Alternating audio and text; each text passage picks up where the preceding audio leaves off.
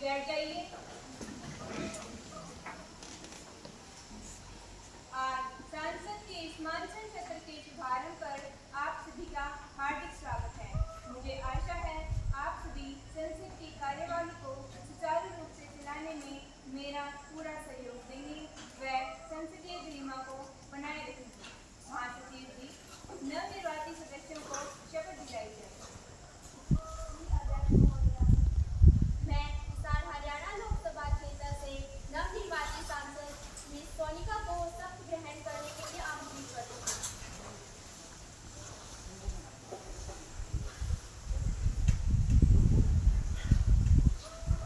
महोदया, आप शपथ ग्रहण करेंगी या प्रतिज्ञान करेंगी? मैं शपथ ग्रहण करूंगी। महोदया, आप किस भाषा में शपथ ग्रहण करेंगी?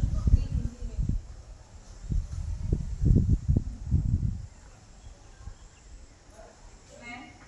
मैं सोनिका, जो युवा संसद की सदस्य निर्वाचित हुई हूँ, ईश्वर की शपथ लेती हूँ कि मैं विधि द्वारा स्थापित भारत के संविधान के प्रति श्रद्धा रखूंगी, देश की प्रभुसत्ता व एकता को बनाए रखूंगी तथा जिस पद को मैं ग्रहण करने वाली हूँ उसके कर्तव्यों का श्रद्धापूर्वक निर्वहन करूंगी। धन्यवाद।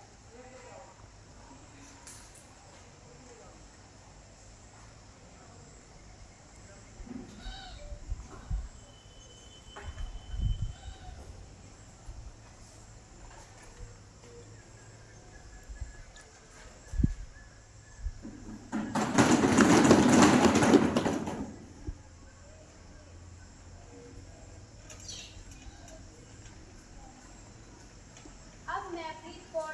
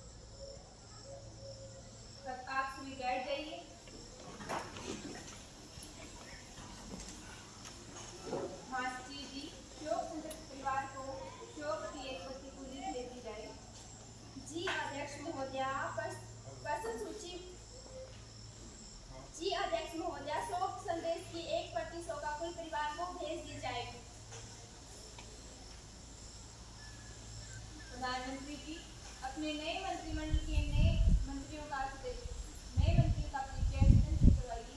अध्यक्ष महोदया जी, मैं आपसे एवं आपके माध्यम से सदन को मेरे अपने साथियों का परिचय कराती हूँ। नवनियुक्त परिवहन मंत्री मिस्टर हिमांशु, जो भिवानी महेंद्रगढ़ से सांसद हैं। नवनियुक्त शिक्षा व बाल विकास मंत्री मिस नवीन, जो पंजाब के फरीदकोट लोकसभा क्षेत्र से सांसद हैं।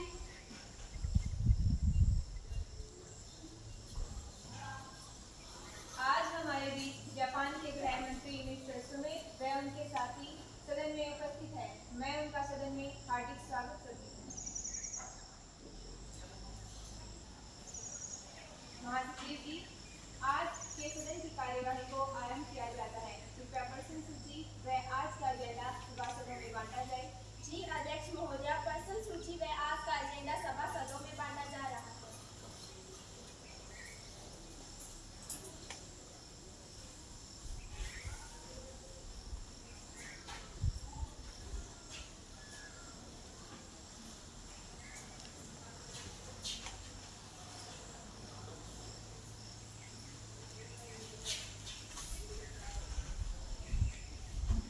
पर्सन संख्या 1 मिस शालू। माननीय अध्यक्ष महोदया, जहां खेतों में कभी लहराते थे सोने जैसे दाने, आज वहां सिर्फ कीचड़ है, आंसू है और वीराने। माननीय अध्यक्ष महोदया, सरकार की चुप्पी उस बाढ़ से भी ज्यादा भयानक है जिसने किसान की पूरी जिंदगी बहा दी। माननीय अध्यक्ष महोदया, मैं आपके माध्यम से कृषि मंत्री से पूछना चाहती हूँ कि वे बाढ़ प्रभावित क्षेत्रों में किसानों के लिए क्या प्रावधान कर रहे हैं। माननीय कृषि मंत्री जी।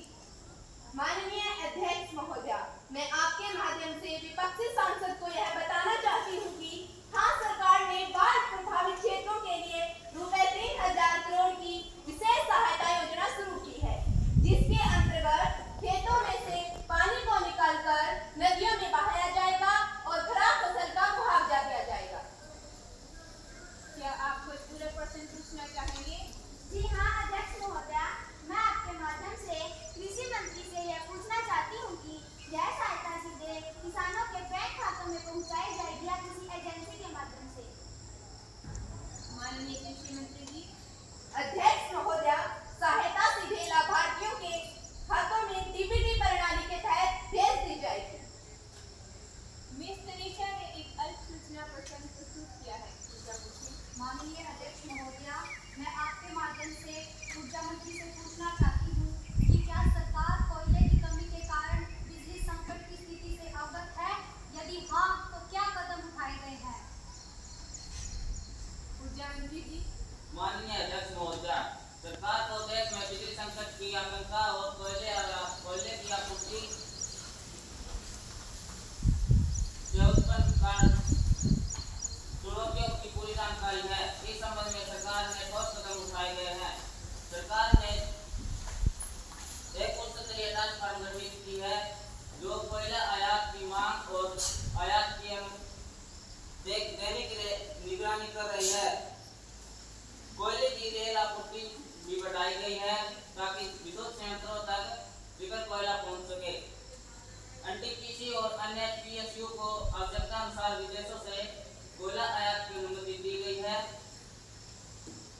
रिन्यूएबल एनर्जी जैसे विंड, सोलर और हाइड्रो के उत्पादन को बढ़ावा दिया जा रहा है। अतः सरकारी चुनौती से निपटने के लिए सरकार मध्यकालिक और दीर्घकालिक सभी स्तरों पर कार्य कर रही है। कोयले की निर्बाध आपूर्ति सुनिश्चित की है तथा सभी सस्ती और सतत ऊर्जा उपलब्ध कराने हेतु सभी जरूरी कदम उठाए गए हैं। पर्सन संख्या 102 मिस प्रतिज्ञा। माननीय अध्यक्ष महोदया जी, क्या सरकार यह स्पष्ट कर सकती है कि ऑपरेशन सिंदूर के दौरान कितने संदिग्धों को हिरासत में लाया गया है और क्या कोई आतंकवादी गतिविधियां पकड़ी गई है? माननीय गृह मंत्री जी। माननीय अध्यक्ष महोदया, मैं आपके सदन के माध्यम से मेरी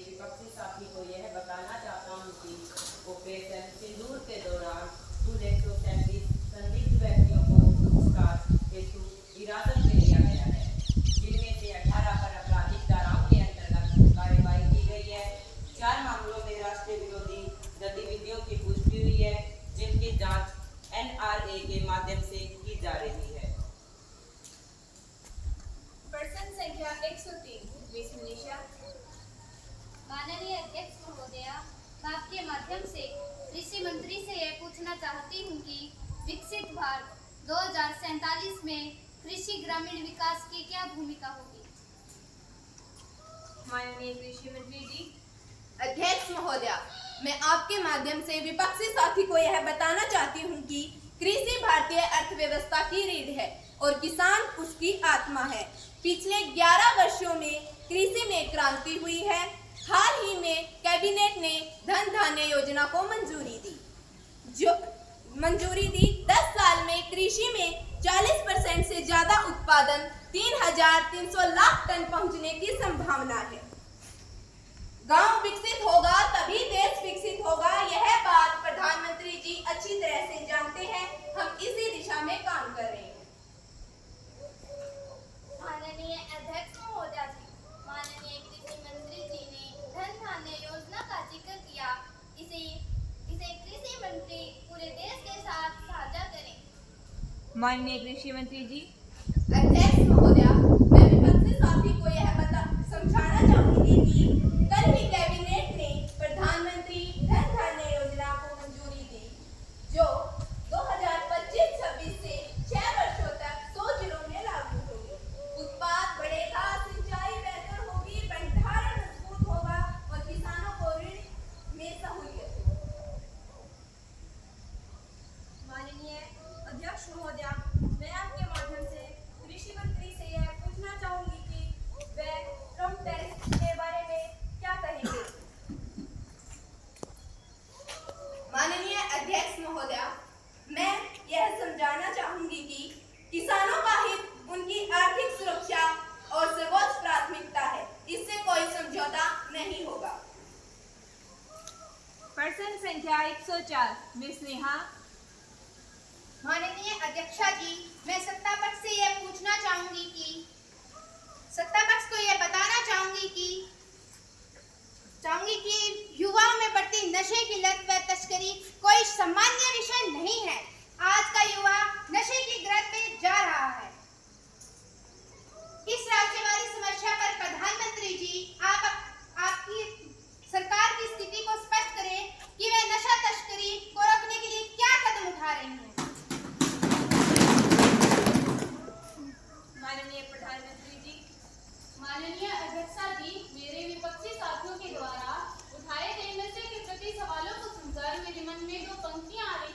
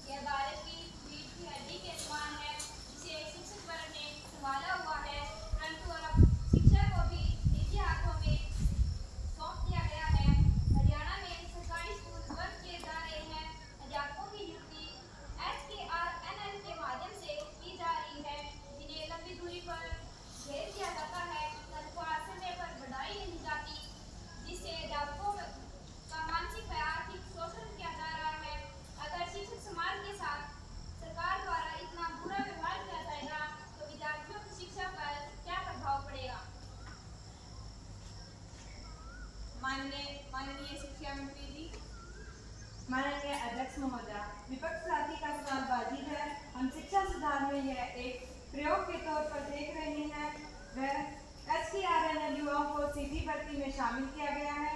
HKRNL एक नया आयोग है, इसमें धीरे धीरे सुधार किए जा रहे हैं तथा इसके साथ ही HKRNL द्वारा 58 साल की गारंटी भी प्रदान की गई है।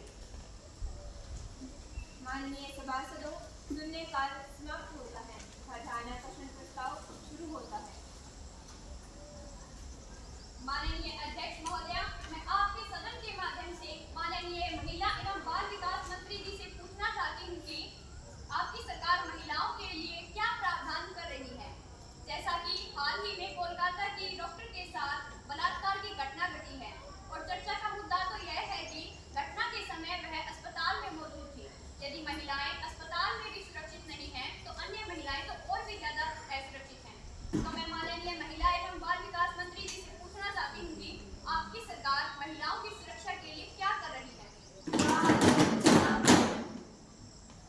महिला एवं बाल विकास मंत्री जी। माननीय अध्यक्ष महोदय, कोलकाता की घटना ने हिला दिया है जमीन। बेटियों की सुरक्षा अब है पहला प्रश्न। दोषी बख्शे नहीं जाएंगे, किसी हाल में इंसाफ मिलेगा, तेजी से सवाल। माननीय अध्यक्ष महोदय, महिला एवं बाल विकास मंत्रालय महिलाओं की सुरक्षा के लिए पूरी तरह संवेदनशील है। हाल ही में घटी कोलकाता की घटना बेहद ही दुखद है। सरकार ने जांच के आदेश दे दिए हैं और दोषियों पर कड़ी कार्रवाई की जाएगी। साथ ही महिलाओं के लिए जागरूकता अभियान हेल्पलाइन नंबर और प्रभावी बनाया जा रहा है। माननीय सभासदों, ध्यानाकर्षण प्रस्ताव खत्म होता है। अब निष्मानवी विशेषाधिकार हनन मामला सदन के पटल पर रखें। माननीय अध्यक्ष महोदया, मुझे प्रांगण समिति में कृषि विधेयक से संबंधित मुद्दे पर कुछ बोलना था, परंतु वहां मुझे बोलने नहीं दिया गया, जो कि लोकसभा सदस्य के विशेषाधिकार का हनन होता है। अध्यक्ष महोदया जी, उसके लिए सरकार व समिति सदस्यों को कड़े निर्देश दिए जाए। माननीय कृषि मंत्री जी। अध्यक्ष महोदया, मैं सरकार की तरफ से खेद प्रकट करती हूँ क्योंकि कल कुछ समय के लिए मैं समिति की कार्यवाही से अनुपस्थित थी और इनकी शिकायत विशेषाधिकार खनन समिति को आगामी कार्यवाही के लिए भेज दी जाएगी। दोषी अधिकारियों के विरुद्ध विभागीय नियमों के अनुसार कार्यवाही की जाएगी। क्या आप कृषि मंत्री की बात से संतुष्ट हैं? जी महोदया, मैं मंत्री जी के उत्तर से संतुष्ट हूँ।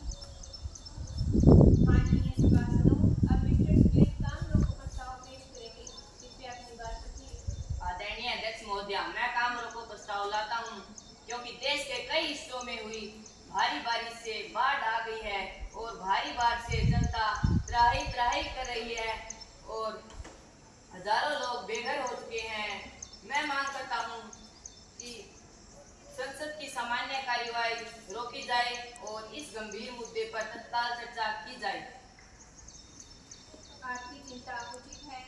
मैं संसद की सामान्य कार्यवाही को स्थगित कर आपके इस मुद्दे पर विचार करना चाहूंगी।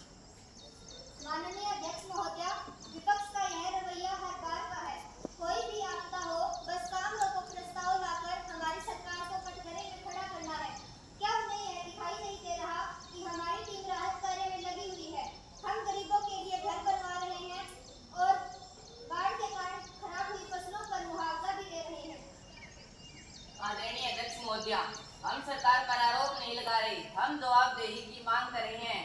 जब जनता परेशान है तो संसद को उनकी आवाज सुनना चाहिए। माननीय गृह मंत्री जी। माननीय अध्यक्ष महोदया, मैं इस सदन को विश्वास दिलाता हूँ कि केंद्र सरकार ने NDRF सेना और हेलीकॉप्टर तैयार कर ली गए हैं और प्रभावित क्षेत्रों में 500 करोड़ रुपए की सहायता राशि दी गई है। बहस मुक्त रही। मैं सरकार से आग्रह करती हूँ कि वे इस मुद्दे पर विस्तृत रिपोर्ट तैयार करें व राहत कार्य पेश करें। अगर काम रोको प्रस्ताव अस्वीकार किया जाता है, अब सदन की सामान्य कार्यवाही को पुनः आरंभ किया जाता है। माननीय सभासदों, कृपया आवश्यक दस्तावेज सदन के पटल पर रखें।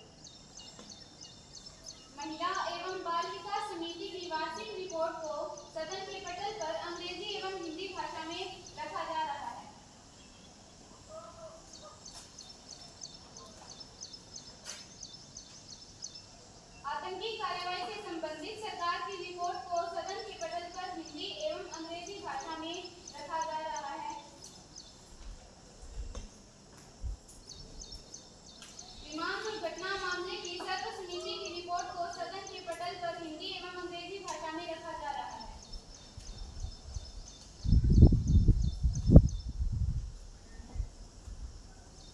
अब सदन में कानून संबंधी कार्य शुरू होता है।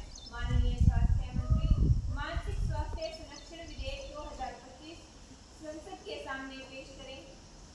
माननीय अध्यक्ष महोदया, आज मैं आपके सामने युवा मानसिक स्वास्थ्य संरक्षण विधेयक 2025 प्रस्तुत कर रहा हूँ। यह केवल एक कानून नहीं बल्कि हमारे युवाओं के भविष्य की नींव है। जब देश के छात्र तनाव, डिप्रेशन और आत्महत्या से जूझ रहे हैं, तब संसद का कर्तव्य है कि वह उनकी मानसिक सुरक्षा सुनिश्चित करे।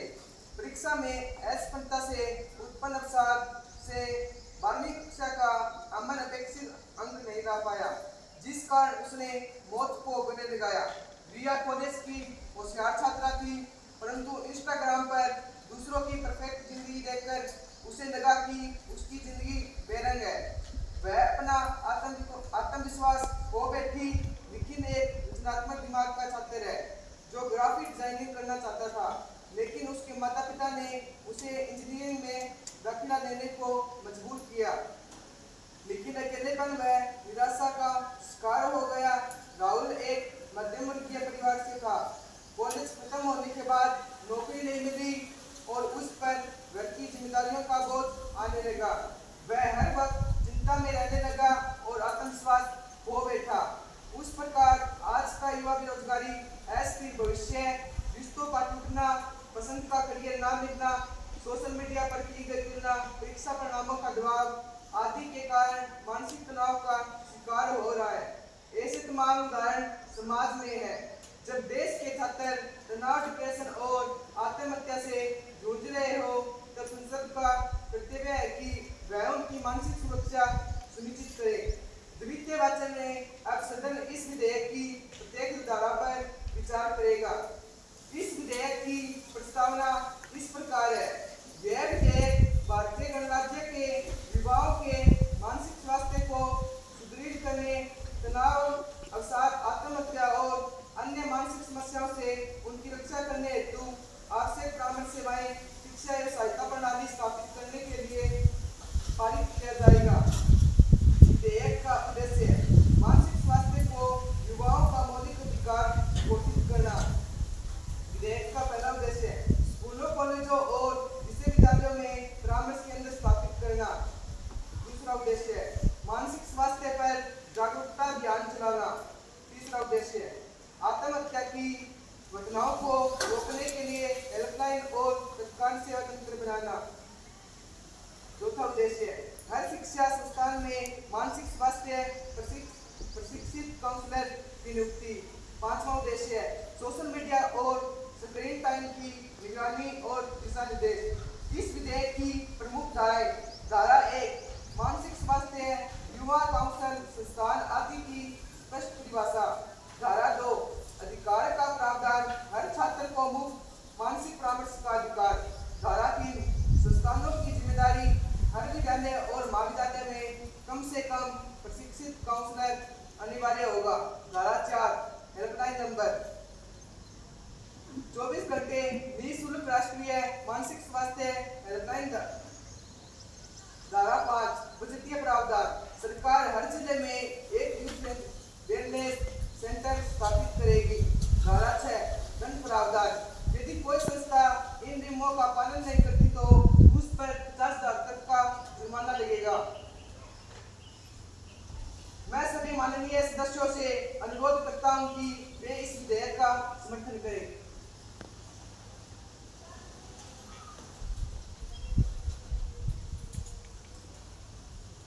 माननीय अध्यक्ष महोदया जी, मैं इस विधेयक का पूर्ण समर्थन करती हूँ। यह समय की मांग है। हर साल लाखों छात्र मानसिक दबाव में आकर आत्महत्या कर लेते हैं। अब और देरी नहीं की जा सकती। माननीय अध्यक्ष महोदया, इस विधेयक का उद्देश्य बिल्कुल उचित है, परंतु इसके बजटीय और व्यवहारिक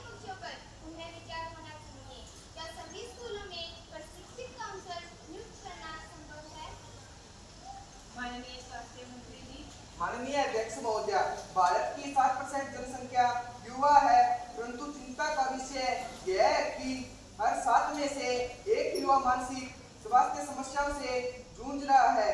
हम मनोदर्पण राष्ट्रीय मानसिक स्वास्थ्य कार्यक्रम और डिजिटल हेल्पलाइन जैसी योजनाएं शुरू कर सकते हैं। माननीय शिक्षा मंत्री जी। माननीय अध्यक्ष महोदय, मैं आपके माध्यम से सांसद को यह बताना चाहती हूँ कि नई शिक्षा नीति 2020 में भावनात्मक एवं मानसिक विकास को विशेष स्थान दिया गया है। छात्रों को काउंसलिंग दी जाएगी व मानसिक स्वास्थ्य को पाठ्यक्रम में शामिल किया जाएगा। आदरणीय अध्यक्ष महोदय, सरकार विधेयक की धारा 1 के अनुसार विद्यार्थियों के सोशल मीडिया स्क्रीन टाइमिंग की निगरानी की बात कर रही है, जबकि वह स्वयं टैबलेट बांट रही है जिनका विद्यार्थी गलत दिशा में प्रयोग कर रहे हैं।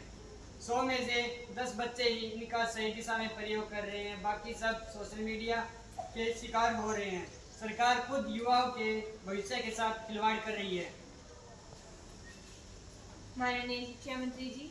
माननीय अध्यक्ष महोदय, जब हमारी सरकार सत्ता में आई थी उससे पहले विपक्ष की ही सरकार थी व विद्यालयों में अध्यापकों की कमी इन्हीं की वजह से थी।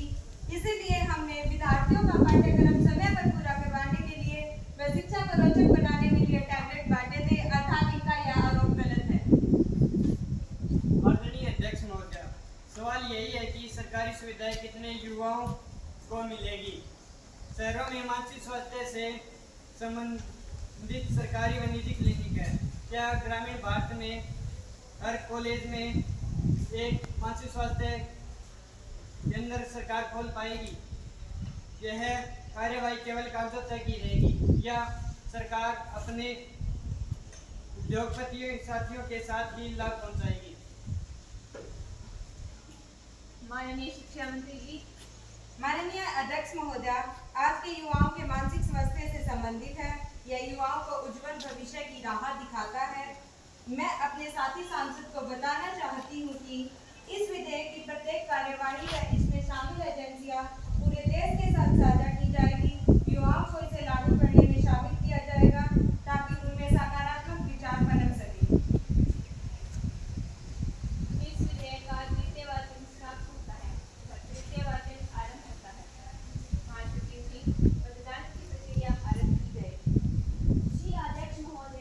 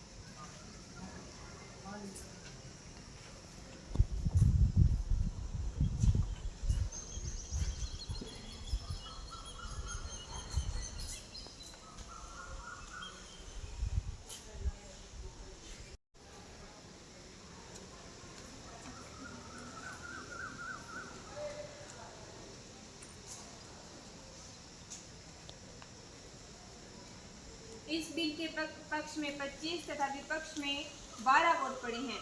यह बिल 12 के मुकाबले 13 मतों से पास किया जाता है। महासचिव जी, इसे आगामी कार्यवाही के लिए ऊपरी सदन में भेज दिया जाए। जी अध्यक्ष महोदया, इसे आगामी कार्यवाही के लिए ऊपरी सदन में भेज दिया जाएगा। अब सदन की कार्यवाही को अनिश्चितकाल के लिए स्थगित किया जाता है।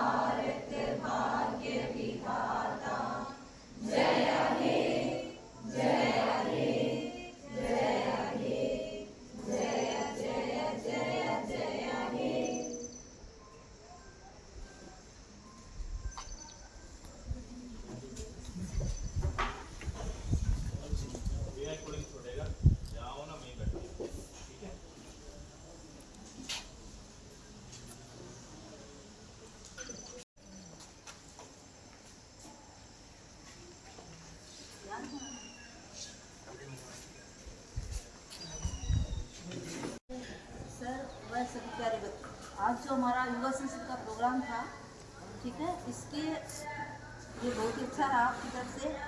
और इसके लिए डॉक्टर विकास कुमार आपको कुछ बताना चाहते हैं। मैं उनको यहाँ बुलाने की